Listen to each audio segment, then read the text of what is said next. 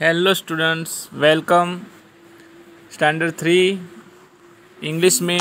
आज फिर से लास्ट टाइम हमने यूनिट 3 देखा था और सोलर सिस्टम, उसमें हमने एक्टिविटी 6 तक देखा था और पढ़ाई की थी चींटी और एक कबूतर के बारे में, जो स्टोरी हमने देखी थी, the end and the Dove. और आज वो स्टोरी से आगे हम एक्टिविटी 7, एक्टिविटी 8, एक्टिविटी 9 और एक्टिविटी 10 तक देखने वाले हैं। Okay students, let's start.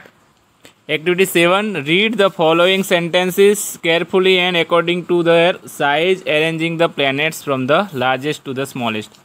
मतलब कि लार्जेस्ट से स्मॉलेस्ट तक हमें अरेंज करने हैं प्लैनेट्स को और उनका नाम लिखना है। तो कुछ हमें हिंट भी दिए हुई है, बड़े से लेके छोटे तक जो हमें ग्रह दिए हैं उनके नाम लिखने हैं, जो मैंने आपके लिए यहाँ पे लिखा हुआ है। फर्स्ट वन, सबसे बड़ा जो हमारा प्लैनेट है वो है जुपिटर। कौन सा है? जुपिटर है। सेकंड, सैटर्न लिखा हुआ ही है ऑलरेडी, तो हमें सेकंड नंबर ही मेंशन करना है। थर्ड नंबर है हमारा साइज में कौन सा है? यूरेनस है। Which one is the third one? Uranus. Fourth size में बड़ा कौन सा है? फोर्थ नंबर में आता हो ऐसा नेपच्यून है। कौन सा है? नेपच्यून। फिफ्थ नंबर का प्लेनेट हमारा साइज में कौन सा बड़ा है? तो हमारा खुद का प्लेनेट है earth. Earth is the fifth. Okay student, तो हमें याद रखना है साइज में फिफ्थ नंबर में बड़ा हमारा प्लेनेट है अर्थ। सिक्स नंबर का प्लेनेट अर्थ से साइज में थोड़ा छोटा है वीनस। ओके, तो उसे सिक्स नंबर दिया हुआ है। और उससे थोड़ा छोटा है सेवन नंबर में मार्स, यानी कि मंगल ग्रह है, जो पृथ्वी से 2 कदम छोटा, यानी 6 नहीं लेकिन 7 नंबर। तो 7 नंबर में मार्स आता है। उसके बाद 8 नंबर में जो लास्ट स्मॉलेस्ट प्लेनेट है वो कौन सा है? मर्क्यूरी। तो mercury is the smallest planet. Okay, तो हमें ये नंबर मेंशन किए हैं, उसके मुताबिक हमें नाम भी मेंशन करने थे। ओके, तो आई होप कि आपको ये नाम याद रहेंगे साइज के हिसाब से।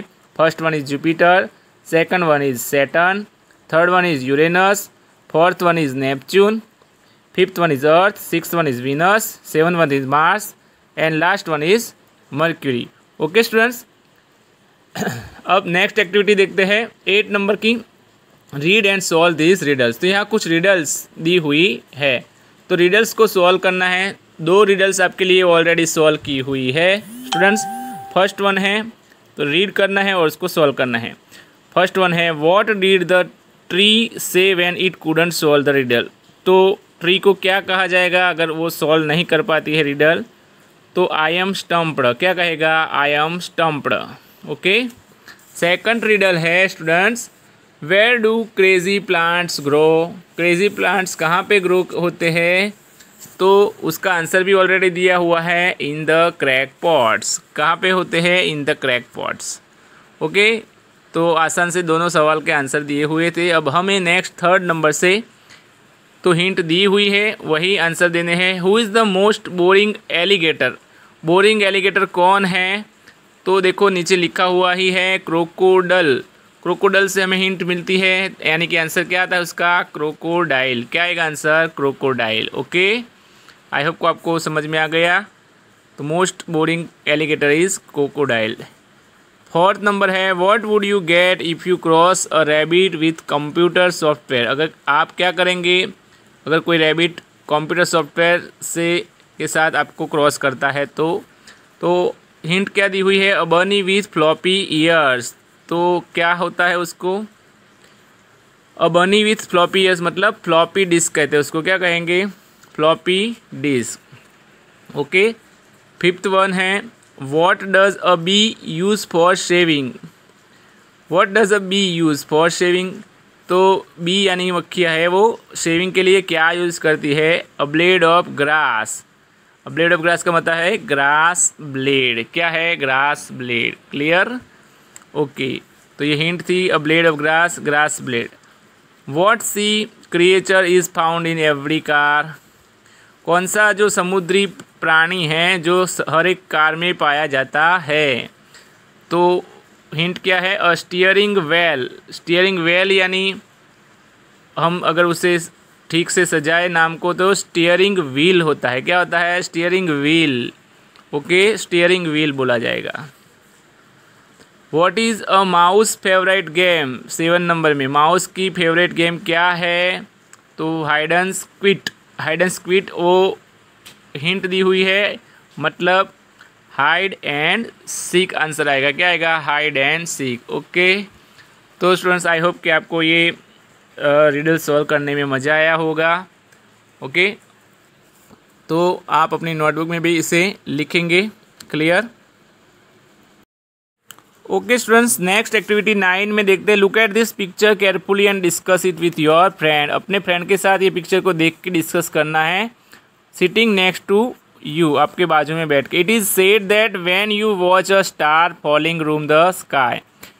आपने कभी स्काई में से गिरते सितारे यानी कि आसमान से जो सितारे गिरते वो देखे होंगे।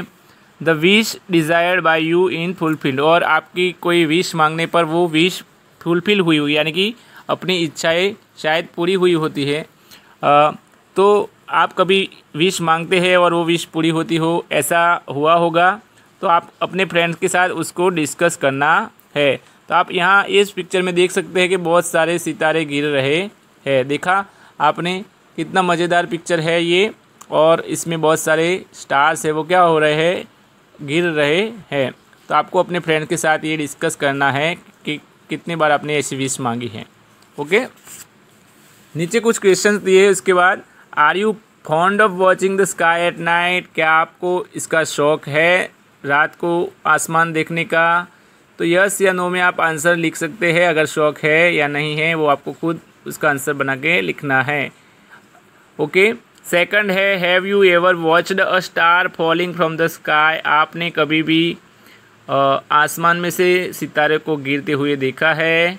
यस या नो में आपने देखा है या नहीं देखा है आप लिखेंगे। Okay, what would you wish when you see a falling star? आपने आसमान में से जब स्टार को गिरता हुआ देखा तो आपने कौन सी विश मांगी है?